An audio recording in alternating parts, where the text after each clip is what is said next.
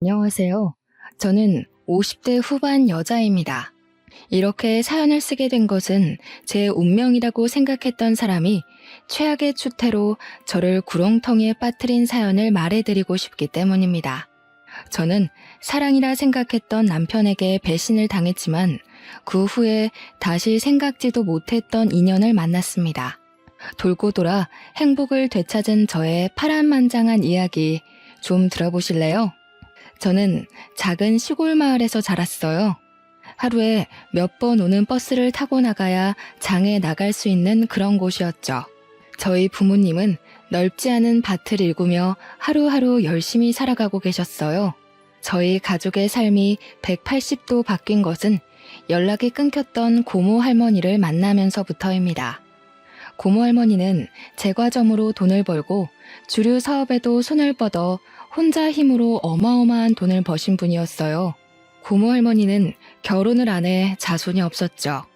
고모 할머니가 검은 승용차를 타고 저희 집에 왔던 그날이 아직도 기억납니다. 그날 이후 저희 집은 읍내에 볕 잘 드는 2층 집으로 이사를 했습니다. 아빠는 농사를 정리하고 읍내에 금은방을 여셨죠. 새 집에 사는 건 좋았지만 한편으론 새로운 생활이 답답하게 느껴지기도 했어요. 읍내로 이사 간 지 1년쯤 되었던 어느 날이었어요. 저는 하굣길에 집으로 가지 않고 시골로 가는 버스를 잡아탔어요. 어느 순간 저도 모르게 버스에 올라 있었죠. 그런데 버스에서 웬 남자애가 말을 거는 게 아니겠어요? 그 남자애는 어릴 때부터 자주 같이 놀던 동네 친구 수호였습니다. 야, 너 미희 아니냐?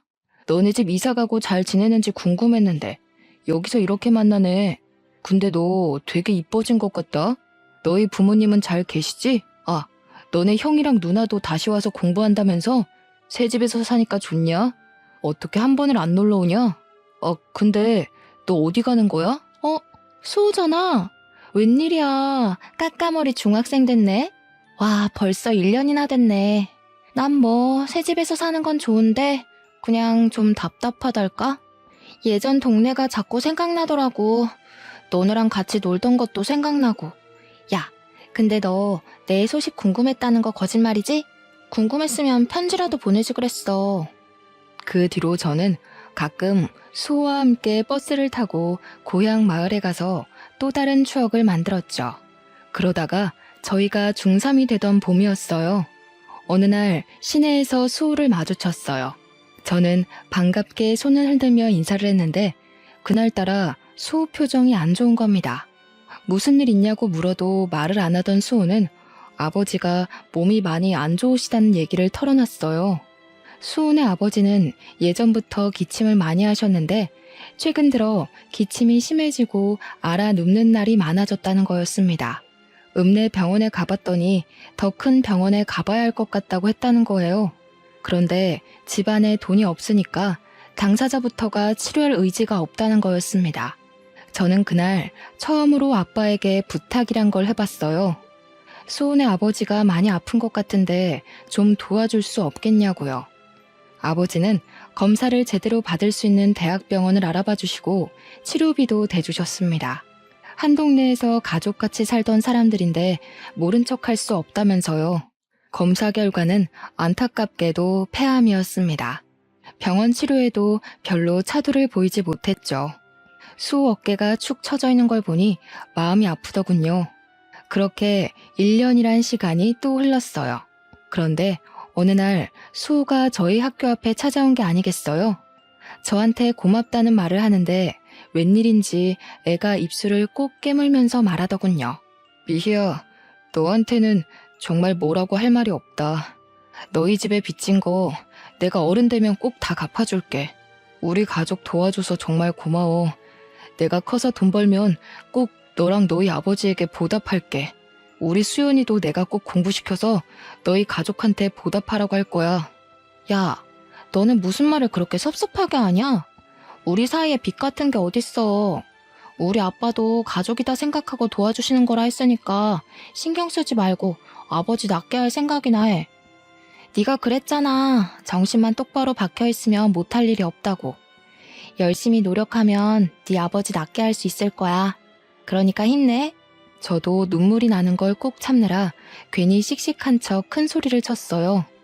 수호랑 저는 그렇게 가만히 서서 한참이나 서로를 쳐다보고 있었습니다. 그리고 그 뒤로 저는 다시는 수호를 볼 수 없었어요. 얼마 뒤 토요일에 제가 꽃을 들고 병원에 찾아갔는데 수호 아버지가 보이지 않았어요. 어제 갑자기 퇴원을 했다는 거였습니다. 저는 깜짝 놀라 수호네 집으로 가봤습니다. 불 꺼진 집에는 아무도 없었어요. 그리고 지나가던 동네 어르신에게 수호네 가족이 그동안 여기저기 진 빚을 이기지 못하고 야반도주를 했다는 사실을 들었어요. 저는 그 자리에서 주저앉고 말았습니다. 시간은 잘도 흘러 저는 고등학생이 되었습니다. 저는 궁금한 것도 하고 싶은 것도 많은 17살이었죠. 고등학교에 들어가 열심히 공부하고 동아리에도 가입해 즐겁게 생활했어요. 문예반 동아리였죠. 제가 전부터 시집 읽는 걸 좋아했거든요. 거기서 좋아하는 남자도 생겼죠. 같은 문예반 활동을 하던 1살 선배였어요. 시도 잘 쓰고 음악에 대해서도 잘 아는 멋쟁이 선배에게 저는 푹 빠졌어요. 어느 날 방과 후에 시집을 보다가 말을 튼 이후로 선배와 저는 급속도로 가까워졌죠. 이 사람이 저랑 결혼까지 해버린 남자입니다. 저희는 수험 기간 동안 서로를 격려하며 건전하게 관계를 이어갔습니다. 그런데 제가 고2였고 선배가 고3이 될 때 선배 아버지가 보증 섰던 것이 잘못되어 선배의 집이 망하고 말았어요. 저는 당연히 대학에 가게 되어 있었지만 선배는 집안 사정 때문에 결국 대학을 포기하고 군대를 가겠다고 하더군요. 그때는 그를 많이 좋아하고 있었기 때문에 그의 사정이 안타깝기만 했어요. 저는 열심히 공부해 서울에 있는 유명 대학 국문과에 입학했고 군대에 있는 남자친구와 연애를 이어갔습니다. 2년 반 동안 매일매일 편지를 쓰다시피 하고 도시락을 싸가지고 다니면서 면회도 갔습니다. 대학교에 가서 멋진 남자들이 들이대도 눈이 돌아가는 게 아니라 대학교도 못 가고 군대에서 고생하는 남자친구가 애달프게만 느껴졌죠. 그러는 동안 아빠는 오래전에 사둔 땅들이 도시개발로 땅값이 올라 더 큰 부자가 되었고 사업을 더 크게 하게 되었습니다. 그렇게 세월이 지나 남자친구가 전역하게 되었어요. 저는 아직 대학교 2학년이었는데 그가 전역한 지 며칠 안 되어 결혼하자는 말을 하는 겁니다. 너무 사랑하는 사람인 건 맞지만 아직 학생인데다 그와 결혼할 만큼 확신이 선 건 아니라서 저는 당황하고 말았어요. 내가 군대에서 많이 생각을 해봤는데 난 네가 아니면 안 될 것 같아. 너랑 같이 단란한 가정을 꾸미면서 살면 정말 행복할 거란 생각이 드는데 어차피 내 아내는 네가 될 텐데 우리 괜히 시간 끌지 말고 빨리 결혼하는 게 좋지 않을까? 군대에서 무슨 바람이 들었는지 나오자마자 결혼 거리더군요. 2달 동안 얼굴 볼 때마다 나랑 결혼 언제 할래? 이러면서 조르는 거였어요. 솔직히 이제 막 전역했고 직업도 없는데 내가 이 사람과 굳이 결혼을 급하게 할 필요가 있나? 하는 생각이 먼저 들었어요. 그런 생각을 하는 게 미안해서 입 밖으로는 못 꺼냈죠. 그러면서도 헤어지지는 못했습니다. 어느 날 선배와 카페 데이트를 하고 밖으로 나왔는데 저희 엄마에게 딱 걸리고 말았습니다. 엄마가 반찬 가져다 주신다며 자취방에 오셨다가 저희랑 딱 마주치신 거였어요. 이 모든 건 아빠 귀에 들어갔고 아빠로부터 불호령이 떨어졌습니다. 저는 꼼짝없이 선배를 데리고 집으로 갔습니다. 엄마도 그랬지만 선배를 눈앞에서 본 아빠는 더욱 마음에 안 드는 눈치였어요. 평소 사람 좋기로 소문난 아빠가 왜 저러나 싶을 정도로 제 남자친구를 고가운 눈으로 보시더군요. 우리 미희는 어디에나 내놔도 아쉽지 않은 신부감이고 내가 더 훌륭하게 만들 수가 있어. 현실은 현실이라네. 다 큰 처자랑 그만큼 연애했으면 책임을 져야 하는데 자네는 우리 미희를 책임질 능력이 없자는가. 서로 앞길 막지 말고 이쯤에서 헤어지게나. 이런 말 하는 거 고깝게 생각하지 말게.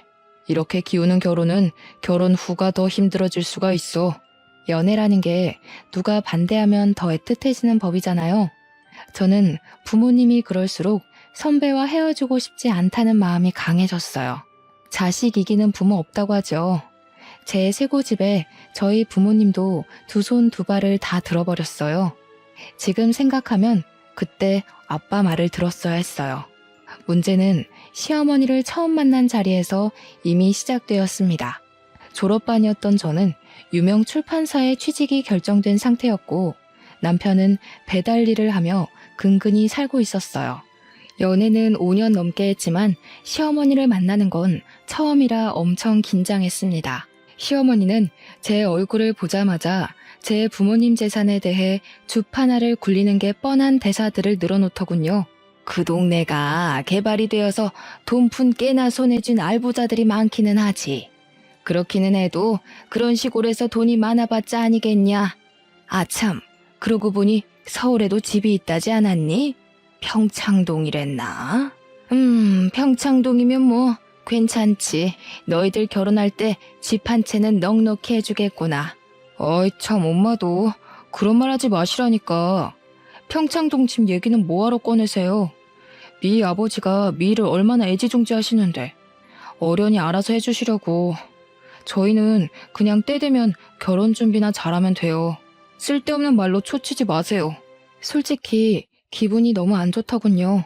아, 시어머니가 보통이 아니구나 하는 생각이 머리를 스쳐 지나갔습니다.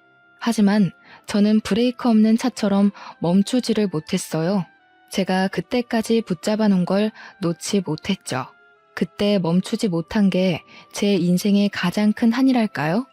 결혼 얘기가 구체화되고 있던 어느 날 남편이 말하더군요. 우리 아빠 회사에 들어가고 싶다고요. 막내딸 사위 체면을 생각하면 당연한 일 아니냐고 당당하게 요구하더군요. 우리 아빠는 말이야. 우리 어릴 때부터 부모는 물고기 잡는 법을 알려줘야지 물고기를 잡아주면 안 된다고 하셨거든. 자식들에게 맹목적으로 퍼주는 분이 아니라고. 그러니까 헛된 기대 갖지 말고 자기 힘으로 자립할 생각을 하라고. 야, 너랑 나 사이에 무슨 그렇게 따지는 게 많아. 내가 나 좋자고 이러는 게 아니라 내가 직업이 번듯해야 너도 어디 가서 꿀리지 않고 서로 좋다는 거잖아. 장인어른이 그렇게 말해도 네가 좀 더 밀어붙여줄 수 있는 건데 왜 그렇게 딱 잘라 말하는데? 그러니까 번듯한 직업 갖고 싶으면 알아서 노력하라고. 나 어디 가서 얼굴 좀 들고 다니게. 내 핑계 대지 말고 솔직히 말해봐. 제대로 된데 이력서 한번 안 내보고 하늘에서 감이 떨어지기만을 기다리잖아. 결혼 허락도 어렵게 받았는데 괜히 아빠 뿔나서 결혼 뒤집게 만들지 말고. 네가 그렇게 인정머리 없는 앤지 정말 몰랐다. 실망이야. 남편이 하는 말도 기분 상하는데 시어머니까지 전화해서 저를 닥달하더군요. 너는 애가 왜 그렇게 생각이 없니? 네가 결혼할 남편인데 주영이 말 들어보니까 완전 남말하듯 말했더구나. 주영이가 대학 못 간 게 지금도 나는 한이다. 요즘 같은 세상에 대학 못 나오면 무시당하기 십상인데 직업이라도 번듯해야 되지 않겠니? 이제 한 가족인데 주영이가 너희 아버지 회사 들어가면 누이 좋고 매부 좋고 남보기도 좋고 얼마나 좋니? 어머니, 저희 부모님 진짜 어렵게 설득했어요. 저희 아빠 자격 없는 사람한테 회사 안 물려준다고 저희 언니, 오빠한테도 함부로 자리 안 주시는 분이세요. 지금 주영씨 회사에서 꽂아달라는 말 나오면 무슨 수를 써서라도 결혼 뒤집어 엎으려고 하실 거라고요. 참네. 무슨 놈의 집안이 잘나면 얼마나 잘났다고 그렇게 유세를 떨어? 그래봤자 너희 집도 농사나 짓던 집안 아니냔 말이야. 꼬박꼬박 말대답하는 본세가 싹 수 없는 게 이제 보니 부전여전이구나. 어차피 결혼하는 거 사위한테 폼나게 한 자리 떡하니 주는 게 사돈되는 예의지. 어디 그래 오만 유세를 부려? 유세를 부리길. 결혼하기도 전부터 골치가 지끈지끈 아팠습니다. 불행 중 다행이랄까요? 아무리 찔러봐도 제가 눈 하나 깜짝하지 않자 결국 남편이 결혼 전에 스스로 취직을 했습니다. 무슨 재주를 부렸는지 건설회사 영업직으로 떡하니 취직을 한 거예요. 직업도 변변찮은 놈이라면서 사위될 사람을 안 좋게 보던 아빠도 남편이 취직을 하자 마음이 좀 풀리신 것 같았습니다. 그래도 어떻게든 좋게 봐주려고 노력을 많이 하신 거였죠. 내가 자네한테 그동안 섭섭하게 군 거 마음에 담아두지 말게. 자네도 가장이 되고 아이가 생기고 나면 알게 될 거야. 내 말이 피가 되고 살이 되는 말이었다는 걸. 쉽게 얻은 건 쉽게 잃게 마련이네. 나는 그런 모래성에 내 딸을 시집 보내고 싶지 않은 거야. 알겠습니다, 장인어른. 그런데 혹시 저희 신혼집은 미희가 아무 말이 없던데? 신혼집은 그래도 해주시는 건가요? 아무래도 제가 취직한 지도 얼마 안 되고 하다 보니 미희가 알아서 하리라고 생각해서 여태 말은 안 했는데 시기 얼마 안 남았으니 그래도 물어는 봐야 할 것 같아서. 어허, 이 사람 아직도 정신을 못 차렸구먼. 결혼하면서 처가에서 떡이 뚝 떨어지기를 바라는 사람이 어디 있나? 자네가 그러고도 남잔가? 신혼집 얘기 한 번만 더 하면 미희가 죽는다고 나서도 이 결혼 없던 걸로 만들겠네. 아빠는 저를 불러 말씀하셨어요.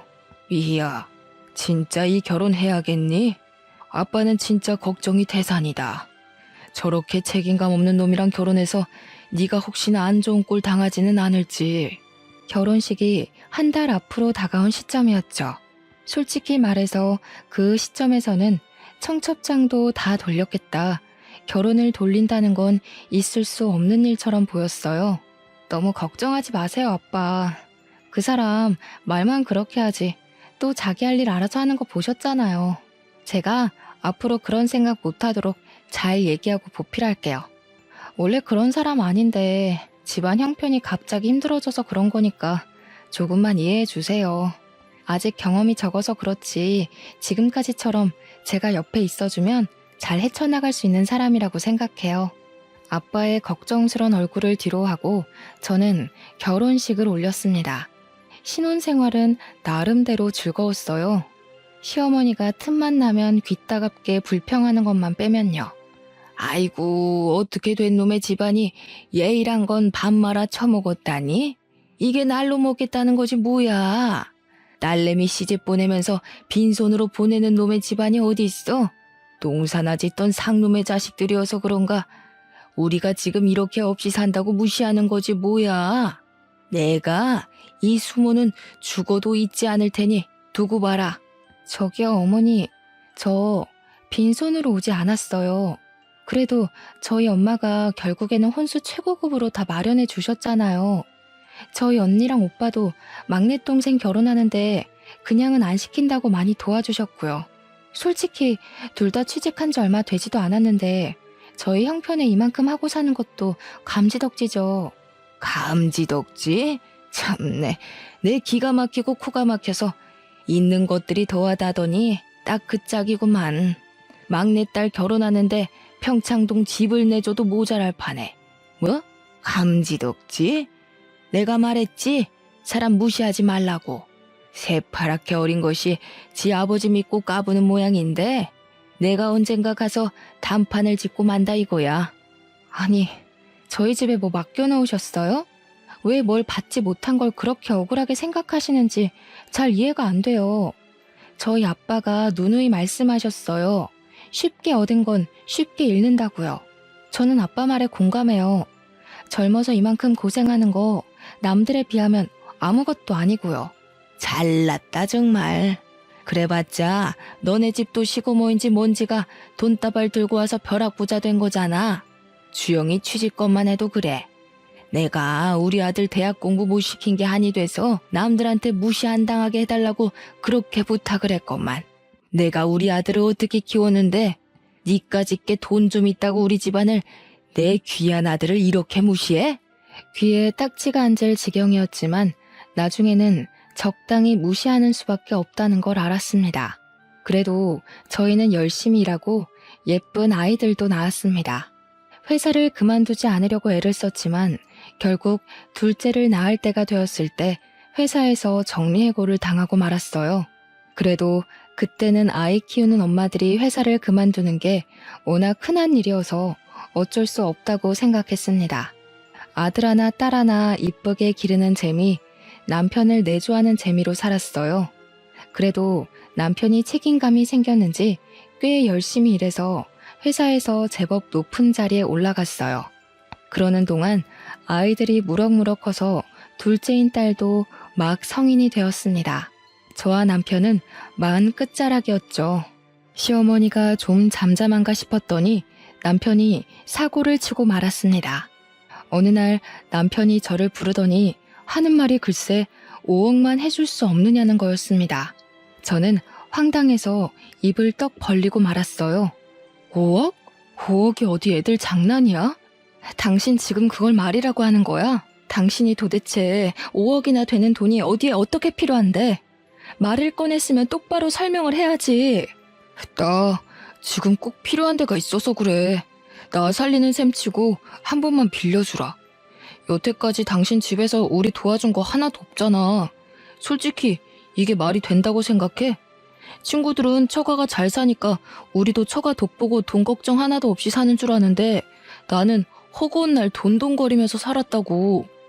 우리 집 덕을 하나도 못 봤다고? 좀 잠잠하다 했더니만 덕을 못 보긴 왜 못 봐. 당신 용종 수술할 때 수술비, 준영이 유럽 여행 갈 때 여행비, 이번에 세영이 대학 등록금까지 아빠랑 언니 오빠들이 알게 모르게 다 내주고 있는 건 왜 입을 싹 닦아 왜? 그 정도로는 만족이 안 돼? 결국 큰돈을 뜯어야 속이 시원하다는 거야? 아니 그게 아니고 당신 집이 그렇게 부잔데 나는 돈에 죽고 돈에 울면서 치사하게 살아왔다 이거지. 솔직히 당신 집에는 5억 정도는 아무것도 아니잖아. 당신은 내가 불쌍하지도 않아? 어쩜 그렇게 인정머리가 없어? 장인어른이나 당신이나 똑같아. 남편 아니 애들 아빠 살리는 셈 치고 5억만 해주라 제발. 내가 이렇게 빌게. 남편은 제 앞에서 무릎 꿇고 빌기까지 했어요. 무슨 일인지 모르니 답답해서 미칠 지경이었습니다. 그러던 와중 남편의 가장 친한 친구에게 전화가 와서 알게 됐습니다. 남편이 어마어마한 사고를 쳤다는 걸요. 주영이 그놈 예전부터 좀 허무맹랑한 데가 있었잖아요. 저도 말려봤는데 한탕 하겠다면서 주식에 자꾸만 쏟아붓더라고요. 그러다가 결국 회사 돈에까지 손을 댄 모양이에요.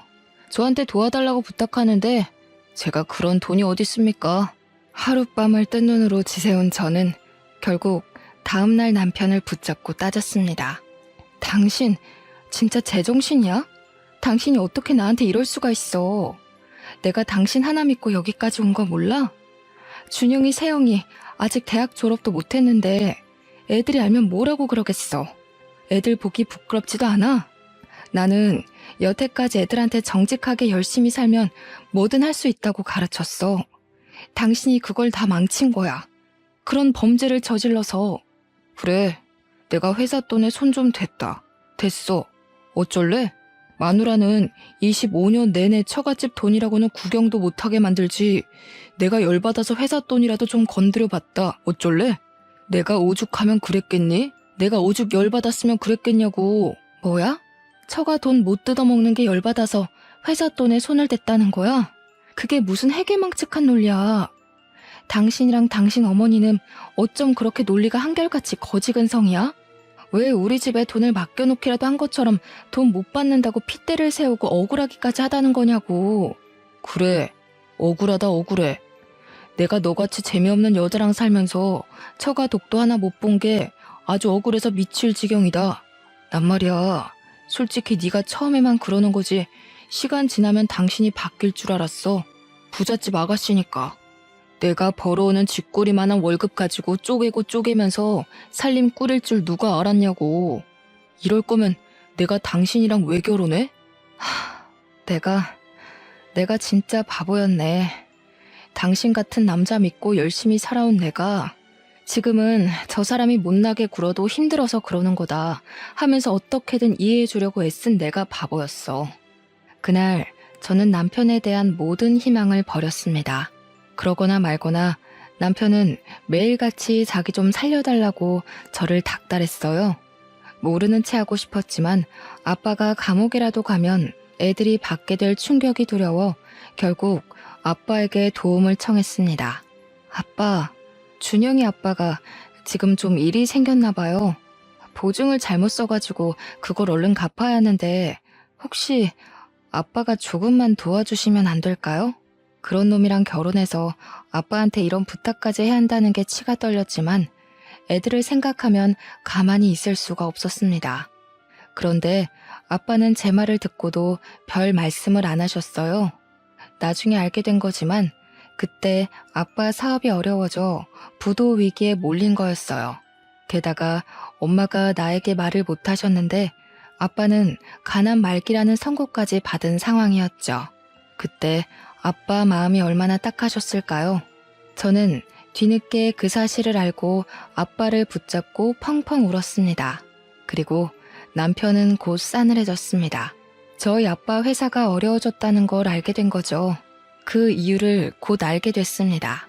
저한테는 말도 안 걸던 사람이 이제는 대놓고 어떤 여자와 통화를 하더군요. 그 여자는 남편이 고객을 접대하려고 자주 데려갔던 룸살롱의 사장이었습니다. 남편이 일 때문에 룸살롱에 드나든다는 건 알고 있었지만 영업하는 사람이니 어쩔 수 없기도 하고 크게 걱정하지는 않았어요. 남편이 자기는 그런 여자들 더럽기만 하다면서 거저 줘도 안 먹으니 걱정 말라고 큰 소리를 쳤거든요. 그런데 알고 보니 남편은 그 더럽다는 여자랑 군대에 있을 때부터 그렇고 그런 사이였던 거였습니다.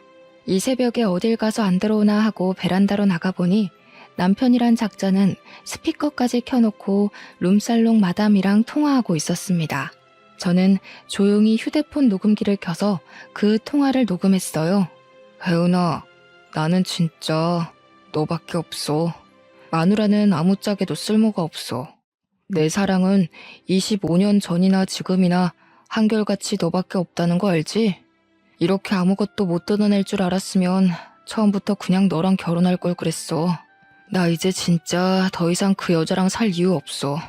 계획은 다 틀어졌지만 이제 상관없어. 얼른 이혼하고 너랑 같이 살 거야. 남편이 그 여자랑 하는 말을 들으니 온몸에 소름이 돋았어요. 귓가가 윙윙거리고 그 자리에서 쓰러질 것만 같았지만 무슨 말을 하는지 제 귀로 똑똑히 들어야 했습니다. 알고 보니 군대 갔다 와서 저한테 들이댄 것도 저한테 콩고물이라도 얻어서 그 여자한테 갖다 바치려고 그런 거였더군요. 뜯어낼 거 다 뜯어내서 그 여자에게 새 장가들 심산이었던 거였습니다. 아니, 그 여자는 자기 남편이 감옥 가게 생겼다는데도 아무것도 안 해준다는 거야? 나 같으면 내 장기를 팔아서라도 어떻게든 돈을 마련해주겠다. 자기는 어떻게 그런 여자랑 25년이나 살았어? 그러게나 말이야.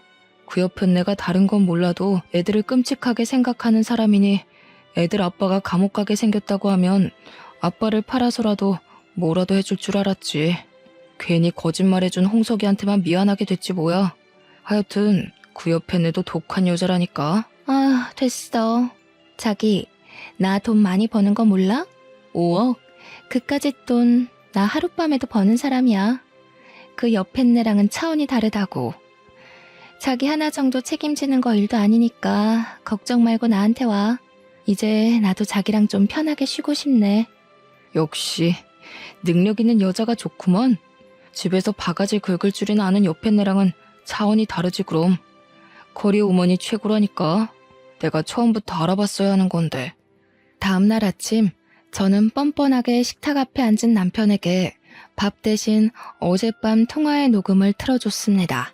독한 년, 네가 그딴 식으로 하니까 너한테 정을 줄래도 줄 수가 없는 거야. 치가 떨리는 년. 더 이상 내려갈 바닥도 없었습니다. 그래도 아이들 아빠이기에 그때까지도 저는 끝장을 보고 싶지는 않았어요. 고민하다 시어머니를 찾아갔습니다. 당신 아들의 쓰레기 짓을 밝힐 생각이었습니다.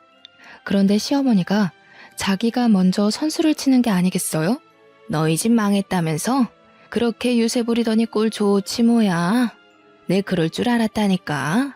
우리 아들 도와주지도 못하는 며느리는 이제 필요 없다 이거야. 솔직히 너한테 볼 게 돈 많은 친정밖에 더 있었니? 우리 주영이는 훨씬 더 능력 있는 여자 만날 수 있다고 내가 누누이 말했지? 능력 있는 새며느리 들어오면 나야 좋지. 당신 아들이 그래요? 능력 있는 여자 새로 만날 거라고? 그래, 능력 있는 커리어우먼 만난다길래 내가 그러라 그랬다.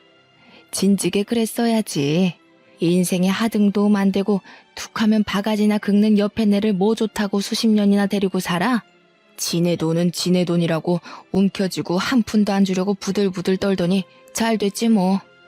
이제 서로 갈 길 가면 되는 거 아니냐? 그 여자가 커리어우먼이라고요? 어머니, 그 여자 무슨 일 하는지 몰라서 그러시는 거죠? 당신 아들이 결혼 전부터 술집 다니면서 사귄 여자라고요. 자기 입으로 그렇게 더럽다고 저도 안 먹는다고 멸시하던 그런 여자라고요. 그래도 좋으시다는 거예요?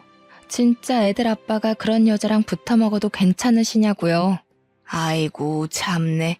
요즘 같은 세상에 직업에 귀천이 어디 있나. 개같이 벌어서 정승같이 쓴다는 말이 괜히 있는지 알아? 그리고 너 그거 아니? 주영이 회사에 넣어준 것도 그 여자가 해준 거. 너는 아무리 부탁해도 안 들어준 걸 그 여자는 한 방에 해결해준 거란다. 이제 무슨 말인지 알겠지? 알아들었으면 내 아들 앞길 막지 말고 썩 꺼지거라. 남편이 룸살롱 마담이랑 그렇고 그런 사이란 걸 안 순간부터 저한테 돈 뜯어내려고 그런 거짓말까지 꾸며냈다는 걸 알았을 때도 저는 어떻게든 이성을 잃지 않으려고 노력했습니다. 저는 엄마이고 저에게는 지켜야 할 가정이 있으니까요.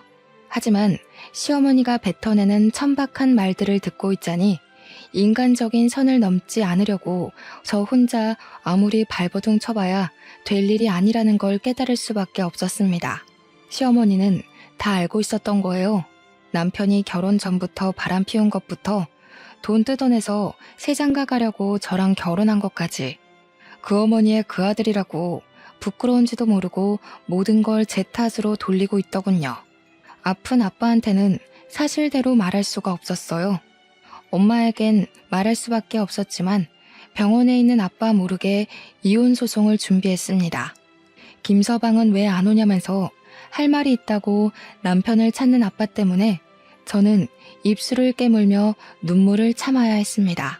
그래도 이혼 소송은 제대로 진행되고 있었어요. 저를 우습게 여긴 남편이 조심성 없이 상간녀랑 통화한 덕에 남편 귀책 사유로 이혼 소송을 했죠. 아이들에겐 미안했지만 아이들을 위해서라도 그런 사람과는 연을 끊어야 했어요. 애들이 성인이긴 해도 아직 어렸지만 숨기려 해봤자 더 상처만 받을 것 같아 억지로 숨기려 하지는 않았습니다. 예상대로 아이들은 크게 놀라고 상처를 받았지만 그래도 상황을 냉정하게 파악하고 제 편을 들어주더군요. 아빠는 결국 돌아가셨습니다. 저는 모든 걸 잃은 기분이었어요. 아빠의 장례식 날 예전에 알던 어른들이 많이 찾아오셨어요. 다들 아빠는 정말 좋은 분이었으니 좋은 곳으로 가셨을 거라고 저를 위로해 주셨습니다. 그리고 장례식 둘째 날 어떤 남자가 쭈뼛거리며 장례식장으로 들어서더군요. 저는 누군지 얼른 생각이 나질 않아 인사만 드리고 가만히 서 있었습니다. 그런데 그 남자가 저를 울리더니 그대로 엎드려 큰 소리로 우는 게 아니겠어요? 아버님, 저 왔어요. 저 수호예요, 아버님. 너무 늦게 와서 죄송해요. 진작에 왔어야 하는데 저희 아빠 살려주시려고 그렇게 애를 쓰셨는데 저희가 말도 못하고 그렇게 가버려서 아버님 죄송합니다. 용서해 주세요. 저는 깜짝 놀라 남자의 얼굴을 쳐다봤습니다. 과연 까까머리 중학생일 때 봤던 수호의 앳된 얼굴이 그 남자 얼굴에 남아 있었습니다. 그동안 수호는 저희 집에 진 빚을 갚고 싶어서 열심히 노력했다고 했어요. 대학은 못 갔지만 공무원 시험을 봐서 20년 넘게 공무원으로 근무했다고 했습니다. 조금 살만해져서 이제는 아버님을 한번 찾아가 봐야지 했는데 하필이면 그때 사기를 당했어. 공무원 수입이야 뻔하잖니. 마음의 빚을 갚고 싶다는 생각을 평생 갖고 살았던 게 어리석은 선택으로 이어진 거야. 너무 힘들었어. 그래도 아버님 이렇게 돌아가실 줄 알았으면 그때라도 와봤어야 하는 건데 내가 또 평생 못 갚을 빚을 지고 말았구나. 에이, 수호야. 그건 가족처럼 생각해서 도와준 거니까 빚이라 생각 안 해도 된다고 아빠가 그러셨는데 평생 담고 있었다니. 너희 그렇게 가고 어떻게 지내는지 너무 걱정되고 궁금했는데 또 그런 일 당했다니 마음이 안 좋네. 그래도 여기까지 와줘서 고마워. 아빠도 가시면서 네 얼굴 볼 수 있어서 기뻐하실 거야. 그래도 그게 꼭 나쁜 일만은 아니었던 게 사기당하고 나서 퇴직하고 퇴직금으로 장사를 시작했거든. 심길전에서 죽기 살기로 했더니 장사가 엄청 잘 되어가지고 지금은 빚도 다 갚고 얼마 전엔 제법 높은 건물도 하나 샀잖니. 이제라도 너희 가족한테 받은 거 돌려주려 했는데 너무 늦어버렸지만 너한테라도 오늘 갚고 싶다, 미희야. 수호는 저희 집 사정이 안 좋아진 데다 제가 남편에게 배신당해 이혼한 걸 알고는 무척 가슴 아파했습니다. 한사코 거절해도 그때 받은 걸 갚고 싶다면서 저한테 선물을 줘야겠다고 했어요. 그렇게 수호가 저에게 준 선물은 옛날에 아빠가 금은방을 하던 바로 그 건물이었습니다. 진짜 이렇게까지 안 해도 되는데 수호야, 이 은혜를 어떻게 갚지? 너는 평생 마음에 빚을 안고 살았다면서 나한테 똑같이 빚을 안겨주는구나. 너야말로 빚이라고 생각하지 마. 너희 가족한테 받은 거 생각하면 이것도 아무것도 아니야. 마음 같아선 더 큰 건물 주고 싶다고. 그때 우리 아빠 아프고 나서 자꾸 빚만 늘어가지. 빚쟁이들이 틈만 나면 집에 들이닥쳐서 협박하지. 진짜 죽을 맛이었거든. 다른 이웃들은 다 돈 못 돌려받을까봐 눈이 퍼렇게 변해가는데 너희 아버지만 돈 안 갚아도 된다고 다독여주시고 우리 집에 쌀도 갖다 주시고 그랬어. 우리 아빠가 그랬다고? 나는 몰랐는데. 난 너희 집 그렇게까지 힘든 것도 모르고. 너까지 동정했으면 내가 오히려 힘들었을 거야. 아저씨가 몰래 도와주신 거야. 솔직히 나 그 뒤로 너희 아빠 덕에 똑바로 살 수 있었어. 우리 아빠 돌아가시고 한동안 방황했거든. 아저씨가 아무리 어려운 상황이라도 정신만 똑바로 박혀있으면 뭐든 할 수 있다고 늘 그러셨거든. 살면서 힘들 때면 그 말 붙잡고 일어났어 나. 참 놀라운 일이었습니다.